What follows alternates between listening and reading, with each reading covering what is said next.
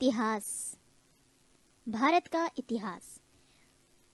उत्तर में हिमालय से लेकर दक्षिण में समुद्र तक फैला ये उपमहाद्वीप भारतवर्ष के नाम से ज्ञात है, जिसे महाकाव्य तथा पुराणों में भारतवर्ष अर्थात भारत का देश कहा जाता है तथा यहाँ के निवासियों को भारतीय अर्थात भरत की संतान कहा गया है। यूनानियों ने भारत को इंडिया तथा मध्यकालीन मुस्लिम इतिहासकारों ने हिंद अथवा हिंदुस्तान के नाम से संबोधित किया है।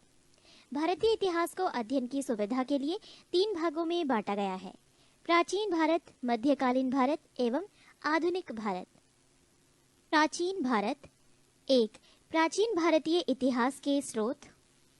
प्राचीन भारतीय इतिहास के विषय में जानकारी मुख्यतः 4 स्रोतों से प्राप्त होती है: 1. धर्म ग्रंथ, 2. ऐतिहासिक ग्रंथ, 3. विदेशियों का विवरण, 4. पुरातत्व संबंधी साक्ष्य। धर्म ग्रंथ एवं ऐतिहासिक ग्रंथ से मिलने वाली महत्वपूर्ण जानकारी। भारत का सर्वप्राचीन धर्म ग्रंथ वेद है, जिसके संकलनकर्ता महर्षि कृष्ण द्वैपायन वेद व्यास को माना जाता है।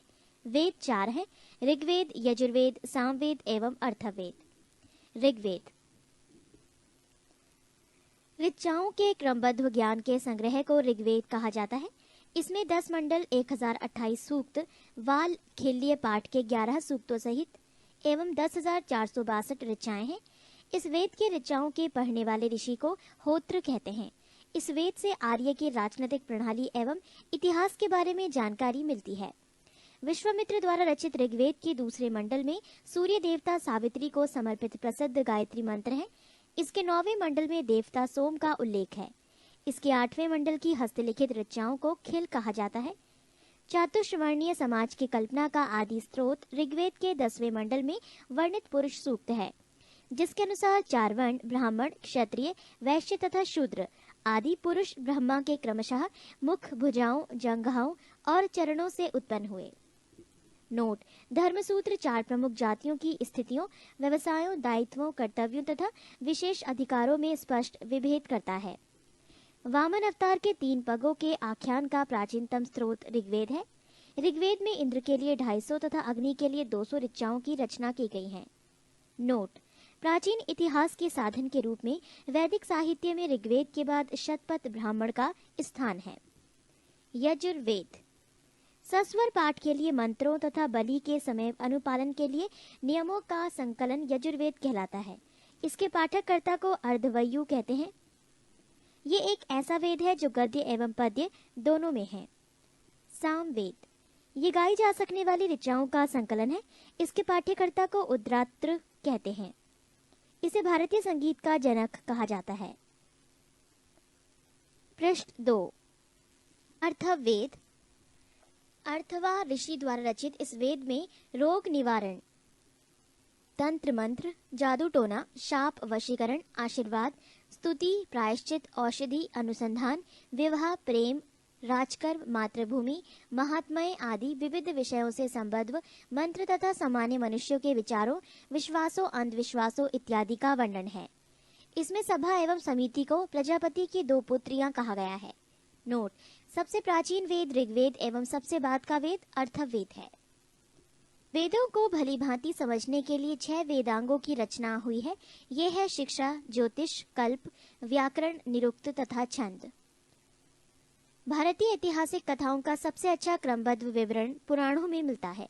इसके रचयिता लोमहर्ष अथवा इनके पुत्र उग्र श्रवा माने जाते हैं।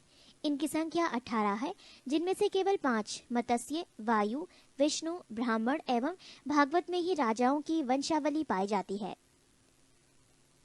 पुराण और संबंधित वंश: विष्णु पुराण, मौर्य वंश, मत्स्य पुराण, आंध्र सातवाहन, वायु पुराण, गुप्त वंश। नोट: पुराणों में मत्स्य पुराण सबसे प्राचीन एवं प्रामाणिक है। अधिकतर पुराण सरल संस्कृत श्लोक में लिखे गए हैं। स्त्रियां तथा शूद्र जिन्हें वेद पढ़ने की अनुमति नहीं थी, वो भी पुराण सुन सकते थे। पुराणों का पाठ पुजारी मंदिरों में किया करते थे। स्मृति ग्रंथों में सबसे प्राचीन एवं प्रामाणिक मनुस्मृति मानी जाती है। ये शुंग काल का मानक ग्रंथ है। नारद स्मृति गुप्त युग के विषय में जानकारी प्रदान करता है। जातक के बुद्ध की पूर्व जन्म की कहानी वर्णित है। हीनयान का प्रमुख ग्रंथ कथा वस्तु है, जिसमें महात्मा बुद्ध का जीवन चरित अनेक कथानकों के साथ वर्णित है। जैन साहित्य को आगम कहा जाता है। जैन धर्म का प्रारंभिक इतिहास कल्प सूत्र से ज्ञात होता है। जैन ग्रंथ भगवती सूत्र में महावीर के जीवन कृत्यों तथा अन्य समकालिकों के साथ उनके संबंधों का विवरण मिलता है। अर्थशास्त्र के लेखक चाणक्य, कौटिल्य या विष्णुगुप्त हैं। ये 15 अधिकरणों एवं 180 प्रकरणों में विभाजित हैं। इससे मौर्यकालीन इतिहास की जानकारी प्राप्त होती है। संस्कृत साहित्य में ऐतिहासिक घटनाओं को क्रमबद्ध लिखने का सर्वप्रथम प्रयास कलहड़ के द्वारा किया गया। कलहड़ द्वारा रचित पुस्तक राजतरंगिणी है, जिसका संबंध कश्मीर के इतिहास से है। अरबों की सिंध विजय का वृतांत चचनामा लेखक अली अहमद में सुरक्षित है। अष्टाध्यायी संस्कृत भाषा व्याकरण की प्रथम पुस्तक के लेखक पाणिनि है। इससे मौर्य के पहले का इतिहास तथा मौर्य युगीन राजनीतिक अवस्था की जानकारी प्राप्त होती है। कात्यायन की गार्गी संहिता एवं ज्योतिष ग्रंथ है, फिर भी इसमें भारत पर होने वाले यवन आक्रमण का उल्लेख मिलता है। पतंजलि पुष्यमित्र शुंग के पुरोहित थे। इनके महाभाष्य से शुंगों के इतिहास से इतिहास का पता चलता है। विदेशी यात्रियों से मिलने वाली प्रमुख जानकारी। ए. यूनानी रोमन लेखक। 1. टेसियस। ये ईरान का राजवैद्य था। भारत के संबंध में इसका विवरण आश्चर्यजनक कहानियों से परिपूर्ण होने के कारण अविश्वसनीय है। 2. हेरोडोटस। इतिहास का पिता कहा जाता है। इसने अपनी पुस्तक हिस्टोरिका में 5वीं शताब्दी पूर्व ईसा पूर्व के भारत फारस के संबंध का वर्णन किया है, परंतु इसका विवरण भी अनुश्रुतियों एवं अफवाहों पर आधारित है। पृष्ठ 3। सिकंदर के साथ आने वाले लेखकों में निरियाकस, आने सिक्रेटस तथा अस्टोबुलस के विवरण अधिक प्रामाणिक एवं विश्वसनीय हैं। 4. मेगास्थनीज। ये सेल्यूकस निकेटर का राजदूत था, जो चंद्रगुप्त मौर्य के राज दरबार में आया था। इसने अपनी पुस्तक इंडिका में मौर्य युगीन समाज एवं संस्कृति के विषय में लिखा है। 5. डाइमेकस। ये सीरियन नरेश आंतियोकस का राजदूत था, जो बिंदुसार के राज दरबार में आया था। इसका विवरण भी मौर्य युग से संबंधित है।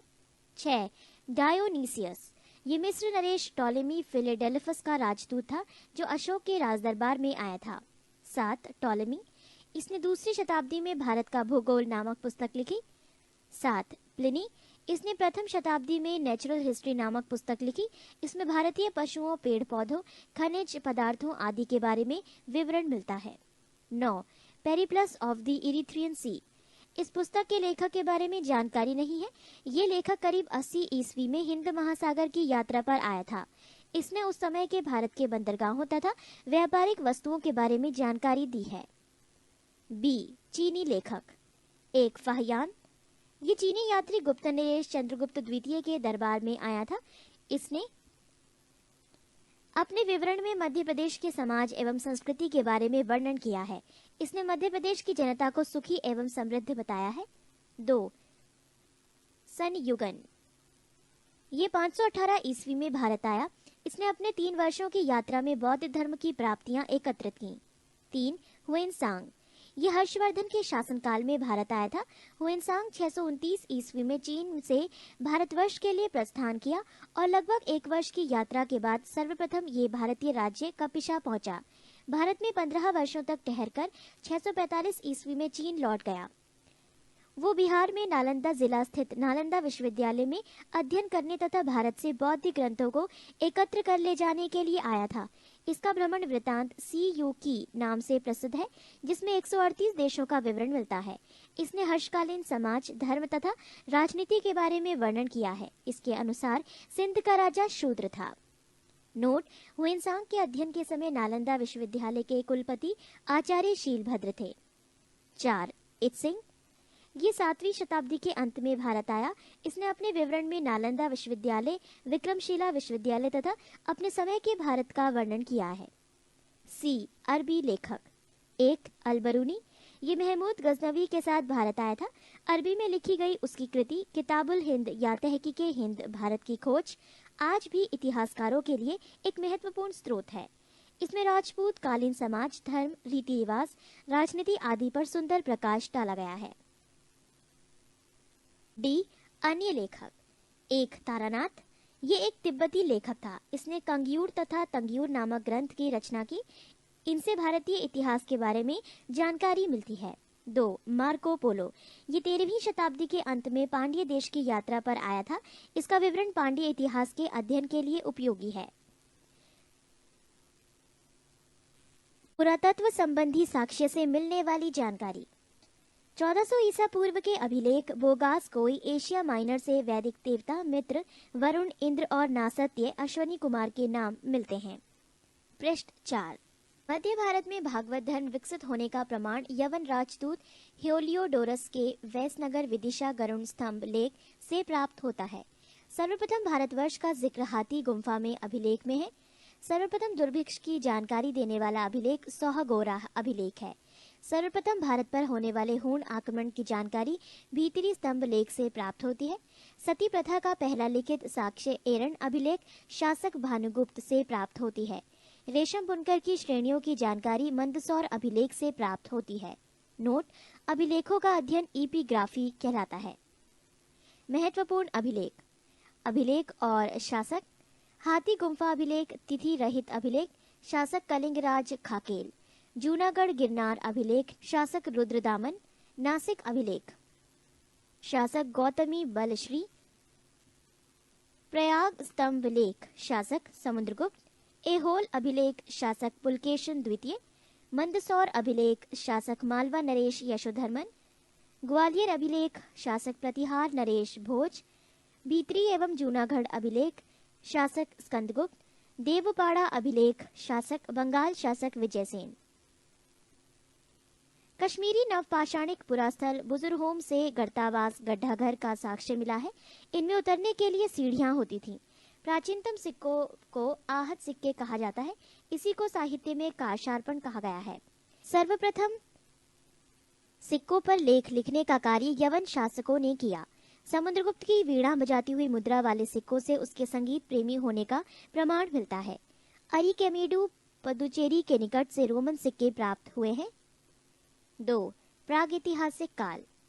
जिस काल में मनुष्य ने घटनाओं का कोई लिखित विवरण उद्धृत नहीं किया उसे प्रागैतिहासिक काल कहते हैं। मानव विकास के उस काल को इतिहास कहा जाता है जिसका विवरण लिखित रूप में उपलब्ध है।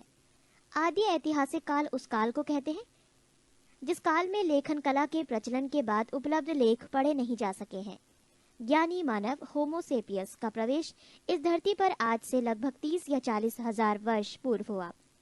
पूर्व पाषाण युग कि मानव की जीविका का मुख्य आधार था शिकार। आग का आविष्कार पुरा पाषाण काल में एवं पहिए का नव पाषाण काल में हुआ। मनुष्य में स्थायी निवास की प्रवृत्ति नव पाषाण काल में हुई तथा उसने सबसे पहले कुत्ता को पालतू बनाया। मनुष्य ने सर्वप्रथम तांबा धातु का प्रयोग किया था तथा उसके द्वारा बनाए जाने वाला प्रथम औजार कुल्हाड़ी प्राप्ति स्थल अतिरंपकम था। कृषि का आविष्कार नव पाषाण काल में हुआ। प्रागैतिहासिक अन्न उत्पादक स्थल मेहरगढ़ पश्चिमी बलूचिस्तान में अवस्थित है। कृषि के लिए अपनाई गई सबसे प्राचीन फसल गेहूं एवं जौ थी। पल्लावरम नामक स्थान पर प्रथम भारतीय पुरापाषाण कलाकृति की खोज हुई थी। भारत में पूर्व प्रस्तर युग के अधिकांश औजार स्फटिक पत्थर के बने थे। भारत का सबसे प्राचीन नगर मोहनजोदड़ो था, सिंधी भाषा में, जिसका अर्थ है मृतकों का टीला। पृष्ठ 5। 3. सिंधु सभ्यता। रेडियो कार्बन C14 जैसी नवीन विश्लेषण पद्धति के द्वारा सिंधु सभ्यता की सर्वमान्य तिथि 2350 ईसा पूर्व से 1750 ईसा पूर्व मानी गई है। सिंधु सभ्यता की खोज राय बहादुर दयाराम साहनी ने की। सिंधु सभ्यता को प्रागैतिहासिक, प्रोटो हिस्टोरिक अथवा कांस्य ब्रॉन्ज युग में रखा आलमगीरपुर, जिला मेरठ उत्तर प्रदेश, उत्तरी पुरास्थल मांदा, जिला अखनूर जम्मू कश्मीर तथा दक्षिणी पुरास्थल दायमाबाद, जिला अहमदनगर महाराष्ट्र। सिंधु सभ्यता या सैंधव सभ्यता नगरीय सभ्यता थी। सैंधव सभ्यता से प्राप्त परिपक्व अवस्था वाले स्थलों में केवल 6 को ही बड़े नगर की संज्ञा दी गई है। ये हैं मोहनजोदड़ो, हड़प्पा, गढ़वारीवाला, धौलावीरा, राखीगढ़ी एवं कालीबंगन। स्वतंत्रता प्राप्ति पश्चात हड़प्पा संस्कृति के सर्वाधिक स्थल गुजरात में खोजे गए हैं। लोथल एवं सुतकोतदा सिंधु सभ्यता का बंदरगाह था। जुते हुए खेत और नक्काशीदार ईंटों के प्रयोग का साक्ष्य कालीबंगन से प्राप्त हुआ है। मोहनजोदड़ो से प्राप्त अन्नागार संभवतः सैंधव सभ्यता की सबसे बड़ी इमारत है। मोहनजोदड़ो से प्राप्त बृहत स्नानागार एक प्रमुख स्मारक है, जिसके मध्य स्थित स्नान कुंड 11.88 मीटर लंबा, 7.01 मीटर चौड़ा एवं 2.43 मीटर गहरा है। अग्निकुंड लोथल एवं कालीबंगन से प्राप्त हुए हैं। मोहनजोदड़ो से प्राप्त एक शील पर 3 मुख वाला देवता पशुपतिनाथ की मूर्ति मिली है। उनके चारों ओर हाथी, गैंडा, चीता एवं भैंसा विराजमान है। मोहनजोदड़ो से नर्तकी की एक कांस्य मूर्ति मिली है। हड़प्पा की मोहरों पर सबसे अधिक एक श्रृंगी पशु का अंकन मिलता है। मनके बनाने के कारखाने लोथल एवं चन्हुदड़ो से मिले हैं। सिंधु सभ्यता की लिपि भाव चित्रात्मक है। ये लिपि दाई से बाईं ओर लिखी जाती थी। जब अभिलेख एक से अधिक पंक्तियों का होता था तो पहली पंक्ति दाईं से बाईं और दूसरी बाईं से दाईं ओर लिखी जाती थी। सिंधु सभ्यता के लोगों ने नगरों तथा घरों के विन्यास के लिए ग्रीड पद्धति अपनाई। घरों के दरवाजे और खिड़कियां सड़क की ओर न खुलकर पिछवाड़े की ओर खुलते थे। केवल लोथल नगर के घरों के दरवाजे मुख्य सड़क की ओर खुलते थे। सिंधु सभ्यता में मुख्य फसल थी गेहूं और जौ। सैंधव वासी मिठास के लिए शहद का प्रयोग करते थे। रंगपुर एवं लोथल से चावल के दाने मिले हैं, जिनसे धान की खेती होने का प्रमाण मिलता है। चावल के प्रथम साक्ष्य लोथल से ही प्राप्त हुए हैं। सुरकोतदा, कालीबंगन एवं लोथल से सैंधवकालीन घोड़े के अस्थि पंजर मिले हैं। तौल की इकाई संभवतः 16 के अनुपात में थी। सैंधव सभ्यता के लोग यातायात के लिए 2 पहियों एवं 4 पहियों वाली बैलगाड़ी या भैंसा गाड़ी का उपयोग करते थे। सिंधु काल में विदेशी व्यापार, आयातित वस्तुएं और प्रदेश। तांबा प्रदेश खेतड़ी, बलूचिस्तान, ओमान। चांदी अफगानिस्तान, ईरान। सोना Karnataka, Afghanistan, Iran. Tin Afghanistan, Iran. गोमेद सौराष्ट्र, लाजवर्द मेसोपोटामिया। सीसा ईरान। पृष्ठ 6। मेसोपोटामिया के अभिलेखों में वर्णित मेलुहा शब्द का अभिप्राय सिंधु सभ्यता से ही है। संभवतः हड़प्पा संस्कृति का शासन वाणिक वर्ग के हाथों में था। पिग्गट ने हड़प्पा एवं मोहनजोदड़ो को एक विस्तृत साम्राज्य की जुड़वा राजधानी कहा है। सिंधु सभ्यता के लोग धरती को उर्वरता की देवी मानकर उसकी पूजा किया करते थे। वृक्ष पूजा एवं शिव पूजा के प्रचलन के साक्ष्य भी सिंधु सभ्यता से मिलते हैं। स्वास्तिक चिन्ह संभवतः हड़प्पा सभ्यता की देन है। इस चिन्ह से सूर्योपासना का अनुमान लगाया जाता है। सिंधु घाटी के नगरों में किसी भी मंदिर के अवशेष नहीं मिले हैं। सिंधु सभ्यता के मां मातृ देवी की उपासना सर्वाधिक प्रचलित थी। पशुओं में कुबड़ वाला सांड इस सभ्यता के लोगों के लिए विशेष पूजनीय था। स्त्री मृण मूर्तियां, मिट्टी की मूर्तियां अधिक मिलने से ऐसा अनुमान लगाया जाता है कि सैंधव समाज मात्र सत्तात्मक था। सैंधववासी सूती एवं ऊनी वस्त्रों का प्रयोग करते थे। मनोरंजन के लिए सैंधववासी मछली पकड़ना, शिकार करना, पशु पक्षियों को आपस में लड़ाना, चौपड़ और पासा खेलना आदि साधनों का प्रयोग करते थे। सिंधु सभ्यता के लोग काले रंग से डिजाइन किए हुए लाल मिट्टी के बर्तन बनाते थे। सिंधु सभ्यता के लोग तलवार से परिचित नहीं थे। कालीबंगन के एकमात्र हड़प्पा कालीन स्थल था, जिसका निचला शहर सामान्य लोगों के रहने हेतु भी किले से घिरा हुआ था। पर्दा प्रथा एवं वैश्यवृत्ति सैंधव सभ्यता में प्रचलित थी। शवों को जलाने एवं गाड़ने यानी दोनों प्रथाएं प्रचलित थी। हड़प्पा में शवों को दफनाने जबकि मोहनजोदड़ो में जलाने की प्रथा विद्यमान थी। लोथल एवं कालीबंगा में युग्म समाधियां मिली हैं। सैंधव सभ्यता के विनाश का संभवतः सबसे प्रभावी कारण बाढ़ था। आग में पकी हुई मिट्टी को टेराकोटा कहा जाता है। सैंधव सभ्यता के प्रमुख स्थल, नदी, उत्खननकर्ता एवं वर्तमान स्थिति। 1. प्रमुख स्थल हड़प्पा, नदी रावी, उत्खननकर्ता दयाराम साहनी एवं माधो स्वरूप वत्स, वर्ष 1921, स्थिति पाकिस्तान का मोंटगोमरी जिला। 2. प्रमुख स्थल मोहनजोदड़ो, नदी सिंधु, उत्खननकर्ता राखाल दास बैनर्जी, वर्ष 1922, स्थिति पाकिस्तान के सिंध प्रांत का लरकाना जिला। 3. प्रमुख स्थल चन्हुदड़ो, रदी सिंधु, उत्खननकर्ता गोपाल मजूमदार, वर्ष 1931, स्थिति सिंध प्रांत पाकिस्तान। 4. प्रमुख स्थल कालीबंगन, नदी खग्गर, उत्खननकर्ता बीबी लाल एवं बी के थापर, वर्ष 1953, स्थिति राजस्थान का हनुमानगढ़ जिला। 5. कोट दीजी, नदी सिंधु, उत्खननकर्ता फजल अहमद, वर्ष 1953, स्थिति सिंध प्रांत का खैरपुर स्थान। 6. रंगपुर, नदी मादर, उत्खननकर्ता रंगनाथ राव, वर्ष 1953 से 54 स्थिति गुजरात का काठियावाड़ जिला। 7 प्रमुख स्थल रोपड़ नदी सतलज। उत्खननकर्ता यज्ञदत्त शर्मा। वर्ष 1953 से 56 स्थिति पंजाब का रोपड़ जिला। 8 प्रमुख स्थल लोथल नदी भोगवा। उत्खननकर्ता रंगनाथ राव। वर्ष 1955 से 1962 स्थिति गुजरात का अहमदाबाद जिला। 9 आलमगीरपुर नदी हिंडन। उत्खननकर्ता यज्ञदत्त शर्मा। वर्ष 1958 स्थिति उत्तर प्रदेश का मेरठ जिला। 10 सुंत कांगे डोर नदी दाशक। उत्खननकर्ता ऑरेंज स्टाइल जॉर्ज डेल्स। वर्ष 1927 एवं 1962 स्थिति पाकिस्तान के मकरान में समुद्र तट के किनारे।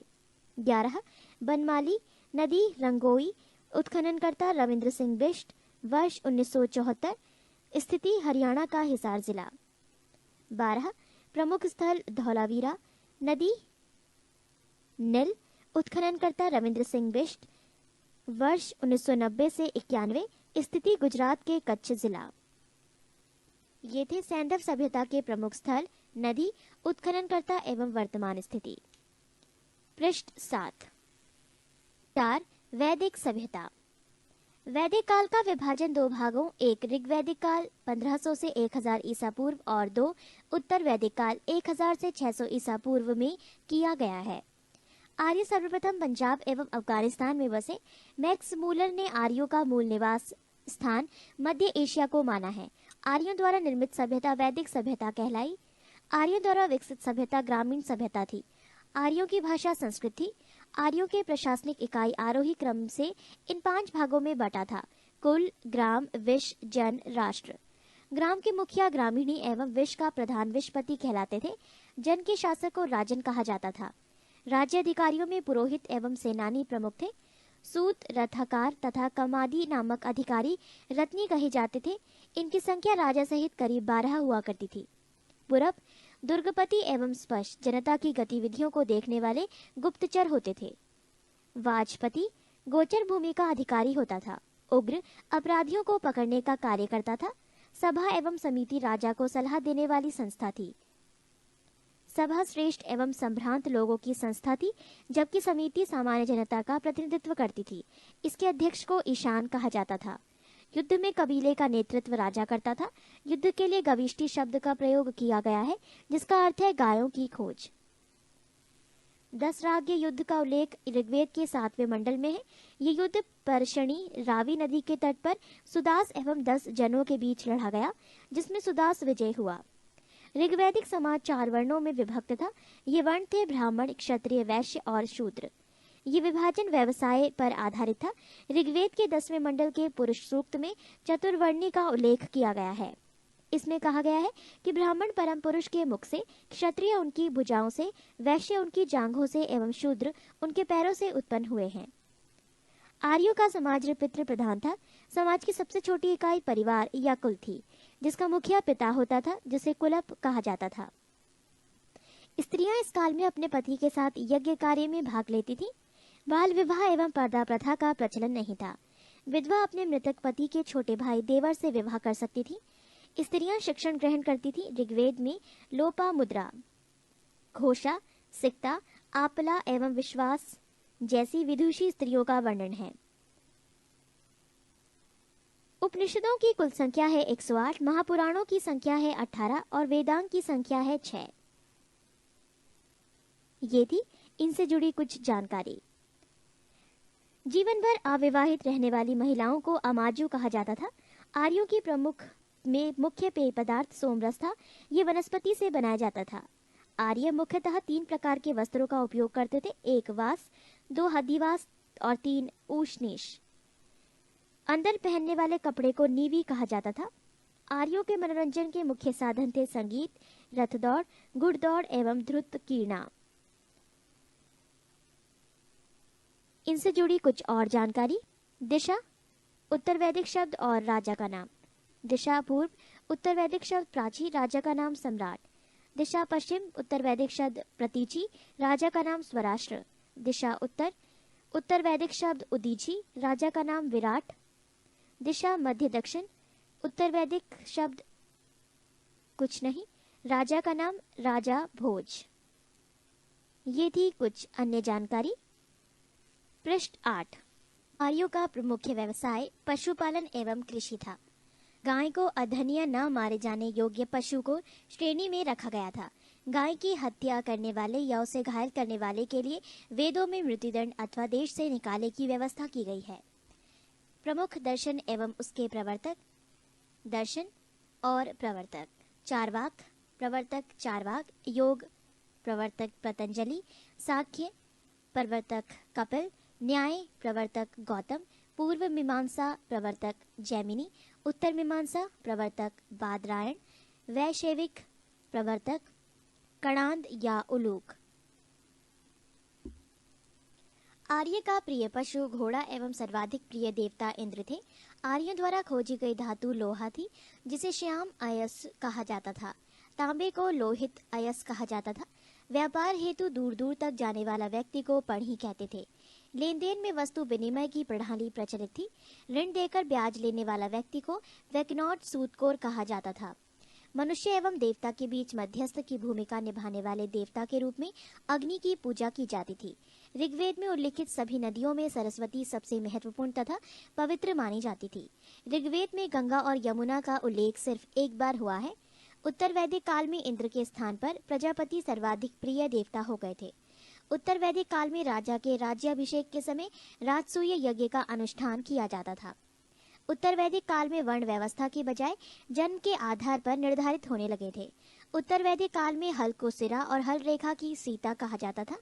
उत्तर वैदिक काल में निष्क और शतमान मुद्रा की इकाइयां थी, लेकिन इस काल में किसी खास भार, आकृति और मूल्य के सिक्कों के चलन का कोई प्रमाण नहीं मिलता। सांख्य दर्शन भारत के सभी दर्शनों में सबसे प्राचीन है।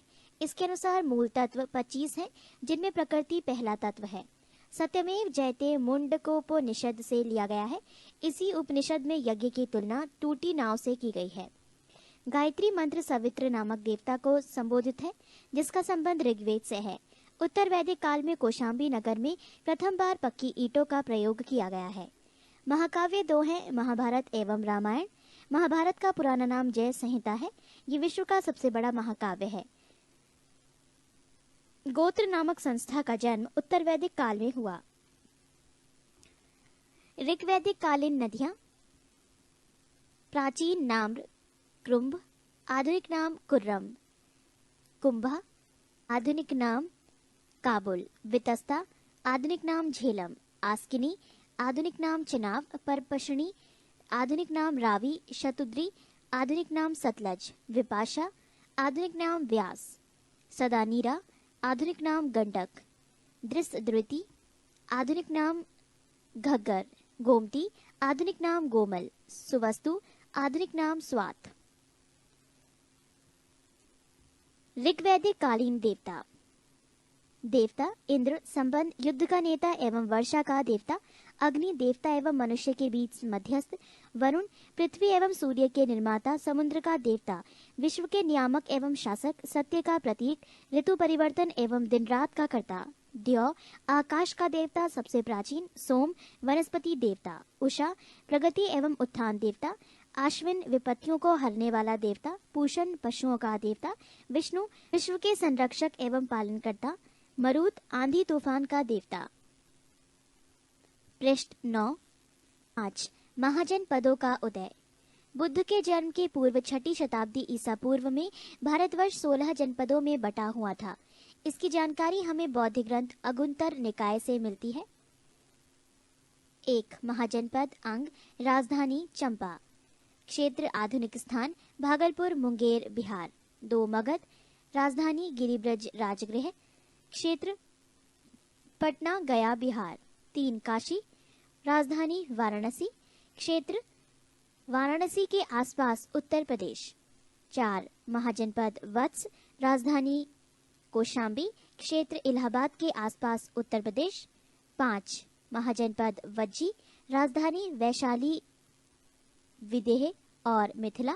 क्षेत्र मुजफ्फरपुर एवं दरभंगा के आसपास का क्षेत्र। 6. महाजनपद कौसल, राजधानी श्रावस्ती। क्षेत्र फैजाबाद उत्तर प्रदेश। 7 महाजनपद अवंती, राजधानी उज्जैन या महिष्मती, क्षेत्र मालवा उत्तर प्रदेश। 8 महाजनपद मल, राजधानी कुशावती, क्षेत्र देवरिया उत्तर प्रदेश। 9 महाजनपद पंचाल, राजधानी आहिचत्र कांपिल्य, क्षेत्र बरेलू बदायूं फर्रुखाबाद उत्तर प्रदेश। 10 महाजनपद चेदी, राजधानी शक्तिमती, क्षेत्र बुंदेलखंड उत्तर प्रदेश। 11 महाजनपद कुरु, राजधानी इंद्रप्रस्थ, क्षेत्र आधुनिक दिल्ली मेरठ एवं हरियाणा के कुछ क्षेत्र। 12 महाजनपद मत्स्य, राजधानी विराटनगर, क्षेत्र जयपुर राजस्थान के आसपास के क्षेत्र। 13 महाजनपद कंबोज, राजधानी हाटक, क्षेत्र राजौरी एवं हजारा, क्षेत्र उत्तर प्रदेश। 14 अध्य महाजनपद शूरसेन, राजधानी मथुरा, क्षेत्र मथुरा उत्तर प्रदेश। 15 महाजनपद अशमक, राजधानी पोटली या पोतन, क्षेत्र गोदावरी नदी, क्षेत्र दक्षिण भारत का एकमात्र जनपद। 16 महाजनपद गांधार, राजधानी तक्षशिला, क्षेत्र रावलपिंडी एवं पेशावर, पाकिस्तान।